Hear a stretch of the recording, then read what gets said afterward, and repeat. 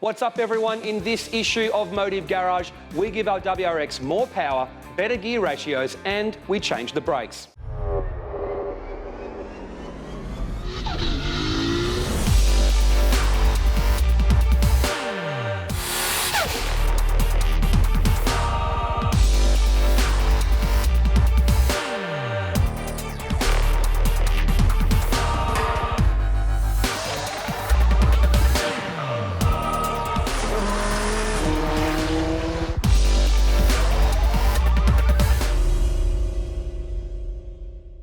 Now, we've been driving our WRX for the last couple of years at rally sprints and track days with a measly 130 kilowatts at the wheels. The only upgrades have been an exhaust, and we put a T-piece on so we can put in a little more boost.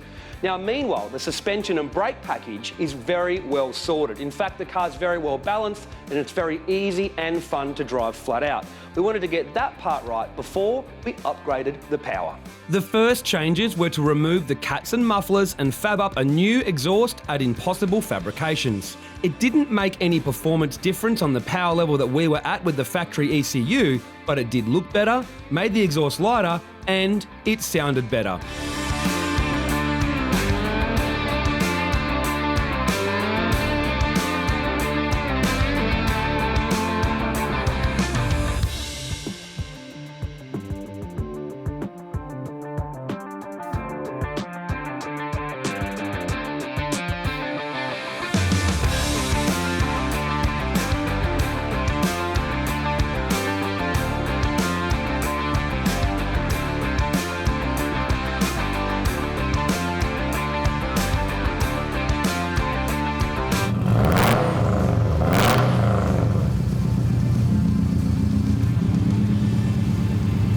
We then added a Process West top mount intercooler. It's the largest top mount intercooler on the market and flows better and has much better cooling properties. The air diversion shroud also helps make the most of the intercooler as well and is an important part of the kit that also includes silicone hoses. We went with this to keep the short piping and response as the tight rally sprint track needs it. The extra mass also means it handles heat soak much better, so more consistent performance and less chance of detonation. With the factory ECU in place, the intercooler didn't make any more power originally, but it makes power more consistent and safer when racing. It would come in handy though with future mods. Before we did any major mods to the engine on the WRX, we wanted to upgrade the ECU. Now, we had two choices here. We could either go for a reflashed ECU or an aftermarket ECU. Now, with those pesky WRX airflow meters breaking all of the time and our relationship with Haltech, well, it was pretty obvious that we were going to go for an aftermarket ECU. In fact, we've had to replace airflow meters in the WRX twice since we've got it, which has cost us $500. And we could have put that towards the ECU if we had just changed it when we first got the car. Now, when it came time to choose a Haltech ECU, we could go down two paths. We could either get the Haltech Elite 1000, which comes with a plug-and-play patch loom and everything you need for $21.45, or we could go for the most basic Haltech, the Elite 550, and then we'd have to buy the pin kit, air temp sensor, and custom wire it in, but it starts off at $1,095. We chose the Haltech Elite 550 as we could have our friends at Croydon Racing Developments help wire it in and tune it. The 550 doesn't have enough inputs and outputs to run a 4-wire stepper motor, but we could run the 550 as a piggyback ECU and have the factory ECU still control idle and some other functions. We also added a boost control solenoid, air temp sensor, and wideband O2 sensor. Now, we will say this though, for the average modifier, you really should go for the Haltech Elite 1000 to begin with. The plug-and-play patch harness means you can simply pretty much just plug it in and it'll run, and it comes with a base map. If you add up the cost of the extra sensors and things like that you've got to buy with the 550, plus the time to wire it in, plus the extra tuning because there's no base map, it ends up being about the same price anyway for the average punter. So you might as well get the Haltech Elite 1000 and have all of the extra options and things that it can do for your car. Just an ECU change and power was now up from 130 kilowatts to 178 kilowatts. More proof that tuning is everything. The Process West intercooler also kept the power much more consistent between runs.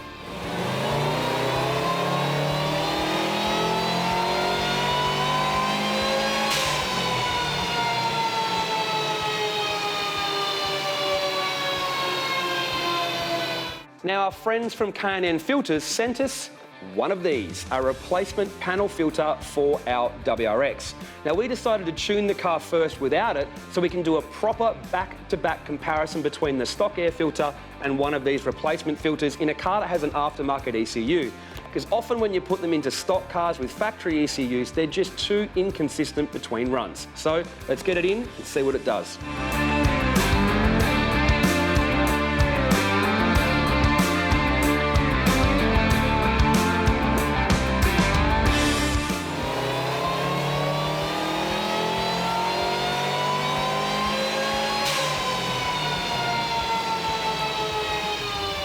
Peak power increased by 4 kilowatts to 182, but the best part was the increase in power throughout the entire mid-range.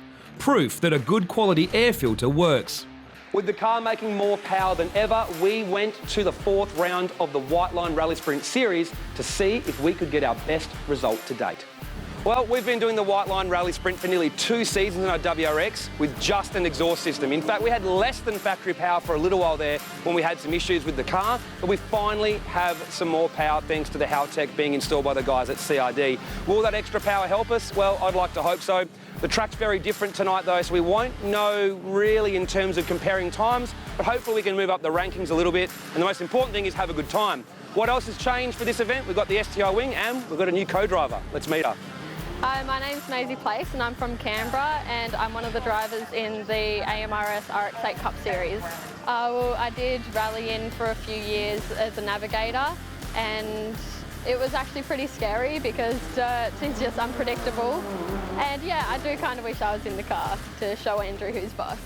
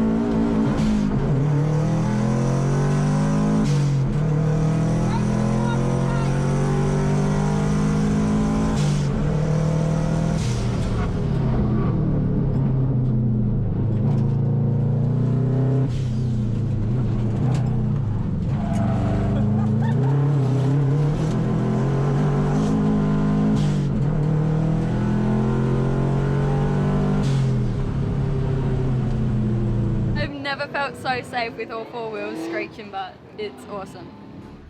At the 4th round of the White Line Rally Sprint, we finished 19th place out of 90 cars. Now, we normally finish in the top 30, which we thought was pretty good, but to finish in the top 20 was even better than we expected. Clearly, the extra power worked. Now, basically, with so many little straights between corners at that rally sprint, we were simply just losing ground every time we came off a corner from being, well, slow. So the extra power has helped fix that. However, the car is still a little bit lazy off the corners, and that comes down to one thing: the terrible diff ratios that come in GC8 WRXs. Now, Japanese GC8 WRXs had 4.4 diff ratios, while they gave Australian GC8s 3.9 diff ratio. Why? Well, apparently it's lower RPM at the speed limit on the highways, and because we do long distances in Australia, they wanted better fuel economy, but it makes them slower. Now, changing your diff ratios is probably the most overlooked modification in the car scene at the moment, but it gives some of the most dramatic results.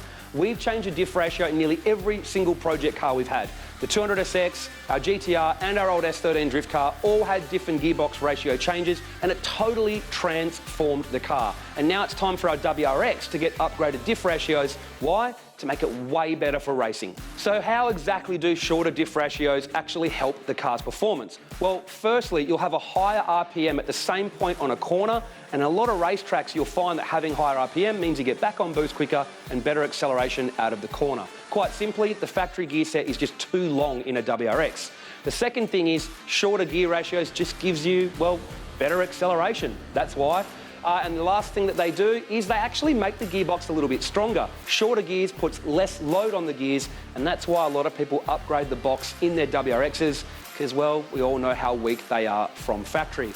Now, there's only two downsides to shorter gear ratios, and that is one, you change gears more often, which really only matters probably for drag racing, because on the circuit and rally sprints, you're actually getting the gear ratios that you need to perform better. And lastly, you're going to have more RPM on the freeway, but who cares? It's a track car for starters. And secondly, performance is number one. Don't worry about fuel economy. All right, we're down here at my shop, Ichiban. I got Andrew's GC8 in today. So we're going to pull the box out, go from a 3.9 final drive to a 4.4. So we've pushed these 5 speeds with the 4.4s to 11.5 quarter mile times. They're very strong if they're driven with a little bit of sympathy. So I think Andrew's going to get the gains he's looking for and can't wait to see it.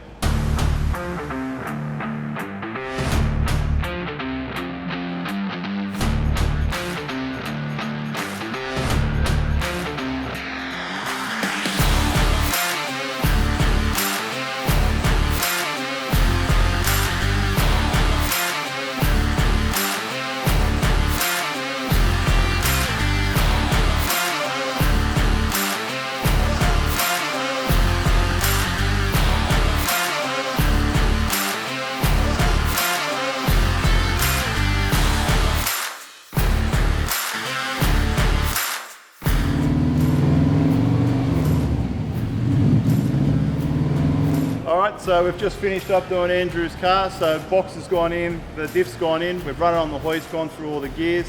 It's all nice and fresh now, so we're just going to take it around the block quickly, or the car park, and see how it is.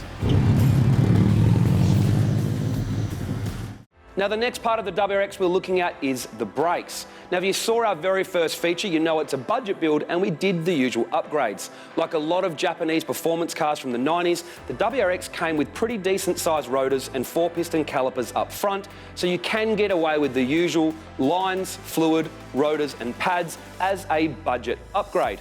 Now, the reason you need to upgrade the brake fluid to DOT4 racing fluid is so it handles the heat better, which means it doesn't boil, and you also don't get a spongy brake pedal or brake fade as the fluid gets hot. Now, the reason you upgrade to braided lines is the factory rubber lines, they can balloon, which gives you bad pedal feel. They can also split, so the braided lines are more durable. Now, the most important thing to upgrade when you're upgrading the brakes on a budget is the rotors and the pads. So the pad is the main factor. It doesn't matter how good everything else is, if you don't choose the right pad, you simply won't have the braking force required in your car if you want to go racing. Now, we could sit and talk about different compounds for hours, but really they're different for different cars, they're different for different brake setups, and really you've got to get it right to suit your car. So we're just going to talk about our WRX, which is used for rally sprints. So we need a brake pad that works cold, but also works up to 600 or 800 degrees. Why? We've measured the temperatures of the rotors after a run. Now, the pad that we've been using is the Project Mu HC800. In fact, that is our go-to pad. We've tried other different brands, and we've always come back to the Project Mu pad to use in pretty much all of our cars. Why? Because it does the job. It works cold and works hot. Now, the thing you have to remember, it's also pretty harsh on the rotor and pad. In fact, we've gone through 2 sets of those brake pads in 2 years, but we have done 10 rally sprints and 4 or 5 track days. At the end of the day, a brake pad is a consumable item, and we'd rather replace it and it do its job properly because we want to go fast and we want to be safe. Now, we're going to be trying a new brake pad out. The guys from Lamb Speed Racing have given us some new E-League pads, and we're going to try them out and see if they cut the mustard compared to our go-to pad. Now, like most brake pad manufacturers, they have an OEM replacement, a sport, and a race pad. What we're going to go for is the race pad. Now the race pad has a higher coefficient of friction, which is what we're looking for, has a higher initial bite, so when you stand on it you get nice strong braking force, and it's designed to work up to 880 degrees. Now the specs on this pad says they're optimum between 200 and 880, but they'll still work from 0 to 200. And we do find that when we race this car that the pads are pretty much up to temperature after a couple of corners, even though we're starting cold. Now the other thing with this pad is they'll obviously be more aggressive on the rotor, however we are upgrading the rotors to match as well. Now we're going to be using the sport pad in the back of the car because the back brakes don't do as much work. We need them to work cold and they won't be getting as hot, so they'll be at the optimum temperature straight away using the sport pad. Now in the front, we're going to use the race pad. Why? Because the front brakes do most of the work when it comes to racing. Now the next thing to look at in your braking system is the rotors. Now upgrading the brake rotors on their own will not increase your braking force. The pad is what determines the braking force, but they clamp onto the rotor. So essentially the rotor is storing the heat generated during braking. Now how well that rotor can absorb, handle and then dissipate that heat is how well the rotor is going to work and determines the repeatability and the reliability of your brakes as well. So the first thing to look at with brake rotors is the material itself. Crappy material means crappy braking. If you have poor quality materials in the rotor, they can warp and they can also crack. So you're looking for a good quality material in the rotor. The next thing is the design of the ventilation. That also determines how well it can dissipate heat. And the things that you can see on the surface is cross-drilling and slotting. Now, cross-drilling and slotting are designed to help dissipate gases created during braking and to help dissipate heat. But on the flip side, they also reduce the amount of surface area that the pad is clamping on, and you can actually lose some braking force as a byproduct of that. We've also found that cross-drilling and slotting helps dissipate heat, but cross-drilling is known to reduce the actual structural integrity of the rotor and can lead to cracking. So we've found that slotting is the main way that performance rotors get those gases out and help control the strength and durability of the rotor. Now the design of those slots can vary between different brands of rotors. Some are directional, some aren't, some are straight, some are curved, some are deep, some are wide, some are narrow. So that design is different for each brand of rotor. We originally purchased DBA Street Series T2 rotors for the WRX. They are designed to be an improvement over OEM, with better material and 32 bisymmetrical curved slots. They work great in modified street cars, but really, we chose the wrong rotor for the job. We've been pushing our WRX hard and pushed beyond the limits of the rotor. This led to surface cracks on the rotor, and you can see the heat marks. The front rotor has actually got a crack that almost goes all the way through. Mind you, it has copped a flogging over 2 years before this happened. If driven more often, it may have happened sooner. So, what's the fix? Well, what we should have bought in the first place, the DBA 4000 Series T3 rotor. The DBA 4000 Series T3 is as good as it gets for a one-piece rotor, which is for the budget-conscious racer, rather than going two-piece. The 4000 series uses improved material with high carbon alloyed iron and undergoes thermal stability profiling. It also has the DBA patented kangaroo paw ventilation, which has a series of 144 diamond and teardrop pattern pillars inside the rotor, which gives up to 30% increase in surface area for better cooling. The T3 adds 48 trisymmetrical curved slots. This means the discs aren't directional and can go either side. The extra slots and curved design means it helps dissipate brake gases better, is quieter, and reduces shudder. One great thing about these rotors is the thermographic paint markings. Green, yellow and red to let you know if your rotors are getting too hot. Simply race, come in and check if the green is gone. If it is, you might need to look at an improved braking package overall.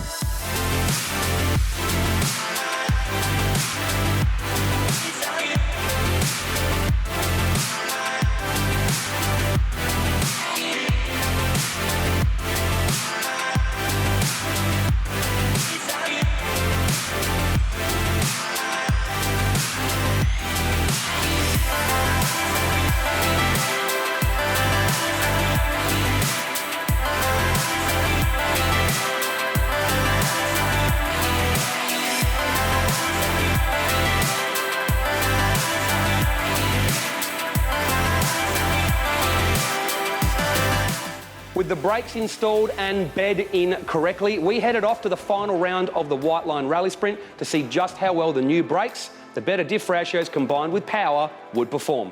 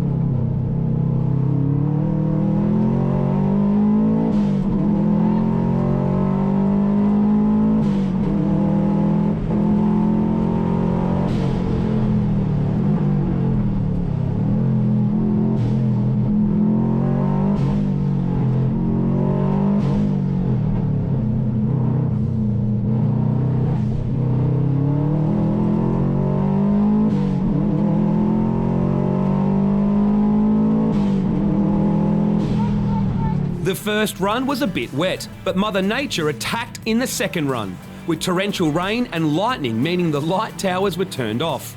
It was a scary run before the night was called off.